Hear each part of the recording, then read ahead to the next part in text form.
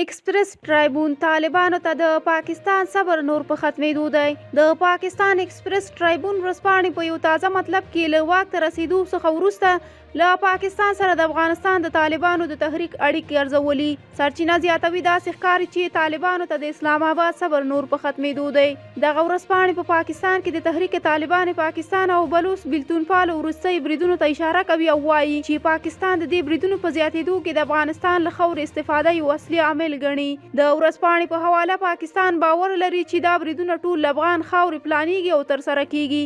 ایکسپریس ټرایبون د پاکستان د پوځ د یکشنبې ورځې اعلامیې ته اشاره کوي چې لیکلي وو ترهګرو د پولې له هغې غاړې له افغان خاورې څخه پر پولساتو پاکستاني ځواکونو په کورمه ولسوالۍ کې برید وکړ چې 15 سرتیري پکې ووژل شول. د پاکستان د پوځ په اعلامیه کې راغلي چې پوځ هم ترهګرو ته ځواب ورکړی او درانه تلفات یې ورړولي دي. د پاکستان پوځ په خپله دې اعلامیه کې له افغان خاورې د ترهګرو استفاده غندلې او ویلي دي چې د افغانستان موقت حکومت باید په راتلونکي کې ترهګرو ته دغه اجازه ورنه کړي.